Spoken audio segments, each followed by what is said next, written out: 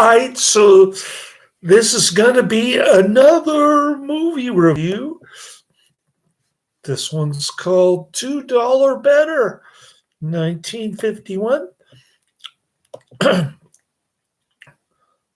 The lobby card looks pretty decent.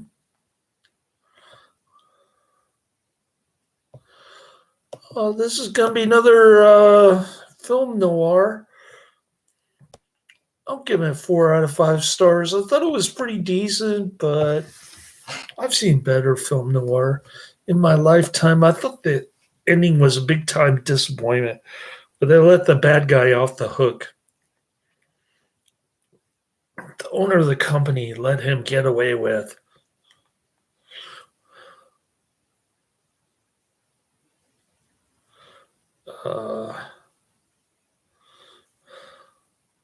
Embezzlement?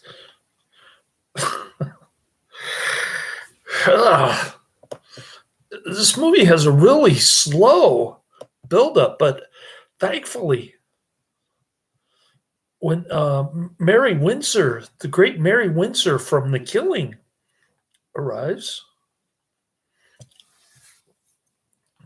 that's when things start to really pick up. All right. She's great as the Black Widow. We love Mary Windsor on this channel.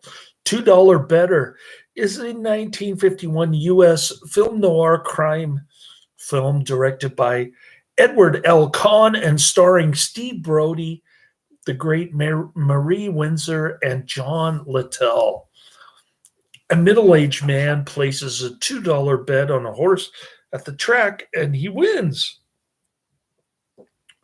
The widower with 2 teenage daughters becomes hooked on gambling. And within a week, he begins cashing in his life savings to pay off his bookie.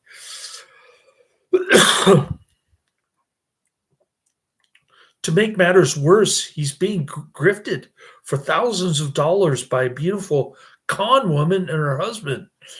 To try to get even, the man begins betting on long shots, 15-1 horses.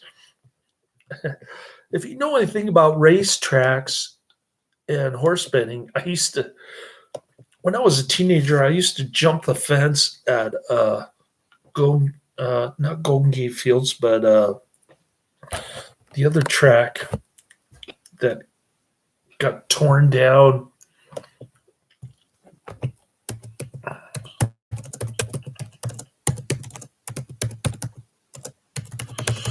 What was that racetrack called?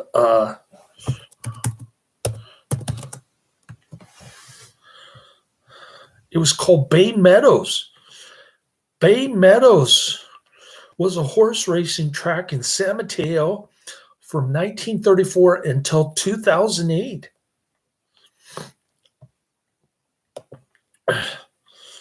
So my friend and I would jump over the fence, and I could never figure out how to bet on horses as a teenager. But I used to be able to go up to the window and place bets and care how old I was. And then later, my friend ended up investing in semiconductor stocks. I saw him on the bus, and he was bragging about stocks that he owned. Anyways, $2 Better. We talked about the summary. We talked about the plot. Production company Jack Broder Productions Inc., distributed by Real Art Pictures. Release date September 9th, 1951. Running time 72 minutes. Decent running time. 1 hour, 12 minutes. And the country, United States language, English. All right. Let's go to the $2 Better. Where did Karate Man go? I insulted Miami Vice, and now he doesn't want to talk to me. $2 Better gets a pretty decent 6.2 out of 10. I'm rating it a little bit higher. I'm giving it 8 out of 10.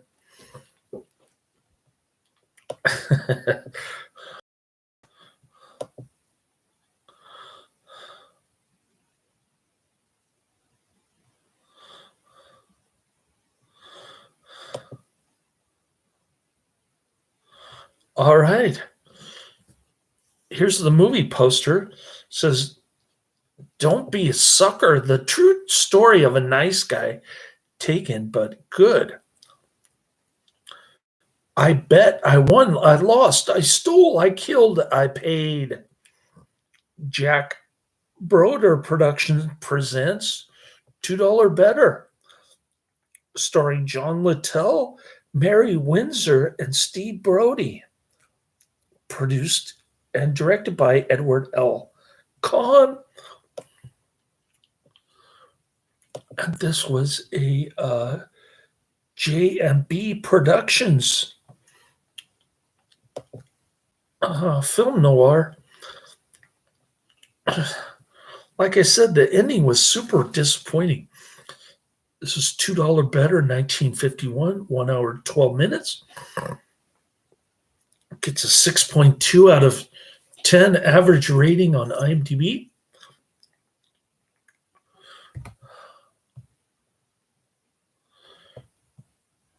And what happened? Oh, okay. 203 ratings, so it's pretty obscure. Director Edward L. Kahn.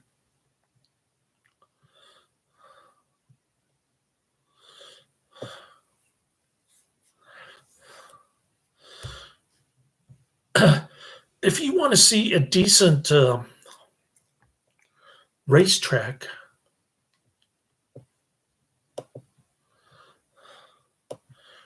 noir film, check out The Killing.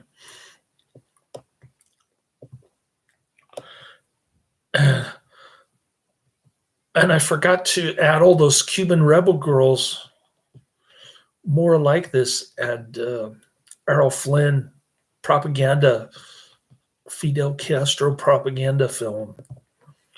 He made 2 of them, and I've only seen 1. So I'll have to go back and do that, and then I'll have to cook dinner, put away my laundry, finish up watching the Catholic documentary, get that review posted. It's been a crazy day, but I'm very happy that I got my car back. Okay, here's a review from Guanche, dated September 10th, 2006. Guanche has given it the exact same rating that I'm giving it, a higher 8.8 out of 10. On the average rating on IMDb is only 6.3 out of 10. So both Guanche and I are rating it much higher than the IMDb average rating. The title of Guanche's review on IMDb is Racer Madness, an improbable mix of true noir and Leave It to Beaver naivete that actually works. Good point. The buildup to this movie is like Leave It to Beaver, and then it quickly turns into a really nefarious noir. I mean, the dude is like literally dipping his hand in the company safe to bet on horses. This guy is addicted to horse. I've seen people like that at Bay Meadows racetrack. I mean, their whole life is betting on horses. And that's their occupation. And I don't see how you can make a living off of it. I mean, it's just like throwing darts at stocks or something. Anyways, Racer Madness, an improbable mix of true noir and Leave It to Beaver naivete that actually works. Or Post Time for Topper. You won't see Ward Wally or the Beaver, but you do get to see Barbara Billingsley, June, as the Fall Guy's secretary, and Carl Alfalfa Switzer as his younger daughter's ditzy boyfriend. This is the story of an honest, widowed family man, a bank officer who becomes addicted to off track horse betting, loses large sums of money, and is lured deeper into the abyss by his bookie's vampirish courier, played by Marie Windsor, Filmland's best, sexiest, and probably most prolific villainess. The rare contrast of authentic noir and sappy back at the homestead scenes provides for some unintentional humor, giving the movie the flavor of a high school dope scare film from the 60s. However, this film isn't in the so bad it's good category. The performancing and scripting are top notch, even though some of the melodramatic plot elements are quite implausible and even a bit ridiculous. Nevertheless, the film is effectively paced and truly suspenseful, plenty of thrills and a few giggles, highly entertaining, says Guanche. I would agree with that. I thought the beginning was like watching an episode of Leave It to Beaver. Kind of corny, a little bit too corny for my taste. The ending was just completely ridiculous. Why did that guy forgive his employee for embezzling funds from the company safe? That does not make sense at all. I think he was trying to protect the daughter so that she would think highly of him. But that's giving in to human respect. That is not correct. If your parents do something bad, you should not admire them. I think that's the wrong signal to be sending to youngsters. Oh, my dad's an embezzler, but I never found out, so I think he's a great guy, kind of thing. Anyways, Mary Slate is quoted as saying, "I'm beginning to feel like a heel." John Hewitt bitterly says, "Better than being a chump."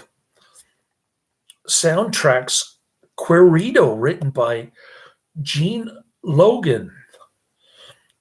Runtime is 1 hour, 12 minutes. Color is black and white.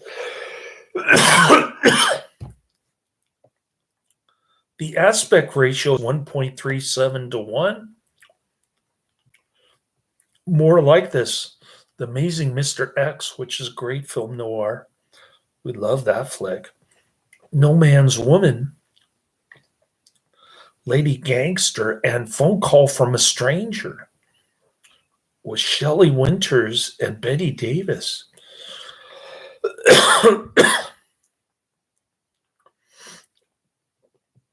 So there you have it. $2 Bettor. Pretty decent noir film. I'm going to go back and check out the, I think 5 of the movies that I mentioned in my previous video that I forgot to add to my list, or at least look for, on the 3 major streaming services that I use: Tubi, Amazon Prime, and YouTube. Sometimes YouTube is free. Sometimes Amazon Prime is free with my subscription. But all the Tubi movies are free, and most of them are pretty bad. I'm presuming some of them are bad in a good way. Like the Scanner sequels. Anyways, first on my list, let's go down the pike before I forget. Radiating Joy, the Michelle Dupont story, 2000 24. I have to say that I admire Michelle Dupont somewhat more than the newer 20th century saints. A lot of them should be uncanonized, in my view. But I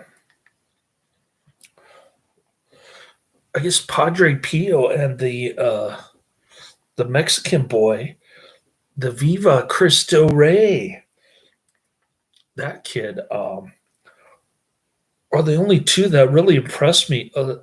Michelle Dupont was seemed like a decent person. I would have liked to have met her in real life. Maybe do some street evangelization with her.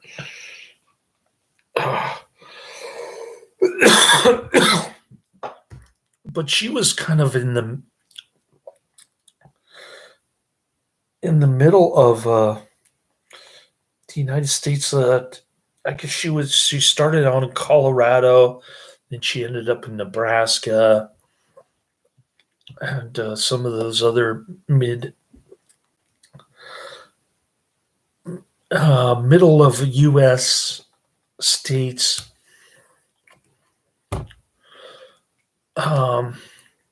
So it's unfortunate that I never got to meet her. She seems like an intriguing young woman. And she smiles. She seems to have a good grasp of what it means to be Catholic. I don't know if she went to Novus Ordo Mass in Denver.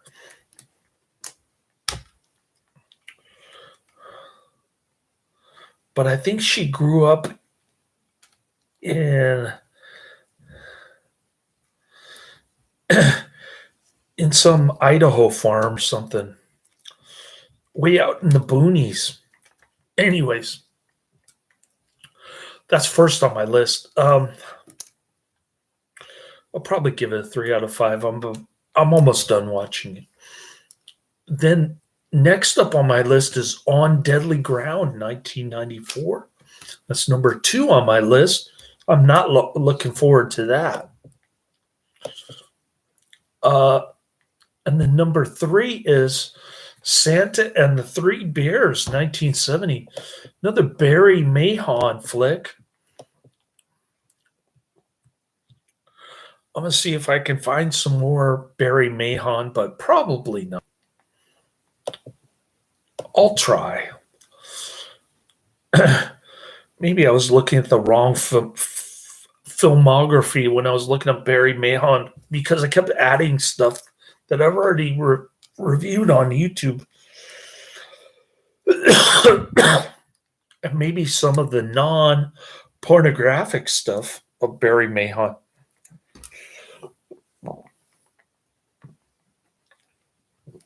Because I've seen a lot of his pornographic stuff on Something Weird video back in the day when Something Weird video was actually in business. I don't even think Something Weird video is doing business anymore. They must have gone out of business when the owner died. He didn't make any preparation for his family to take over. His family probably wanted nothing to do with this guy. Anyways, I think his name was something.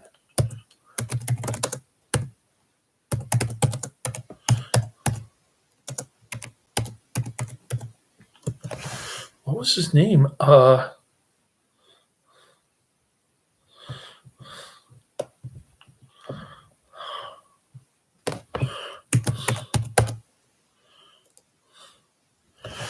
Yeah, his name was.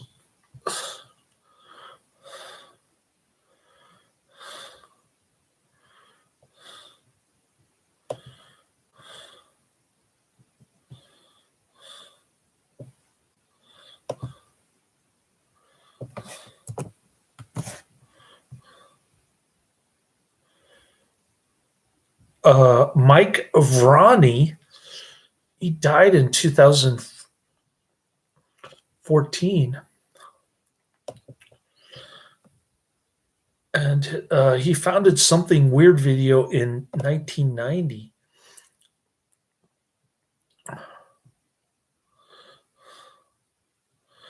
Oh, the company continues under the leadership of Vrani's widow, Lisa Petrucci. I stand corrected. Some of the notable films include Basket Case, Blood Feast, The Wizard of Gore, Jailbait, Teaserama, Murder a la Mode, Wild Guitar, The Violent Years, The Wild Women of Wongo, Teenage Strangler, The Horrors of Spider Island, The Atomic Brain, The Magic Christmas Tree, and Santa Claus Conquers the Martians. I've seen a lot of these. I've seen Basket Case, Blood Feast, The Wizard of Gore, Jailbait, Wild Guitar, Violent Years, The Horrors of Spider Island.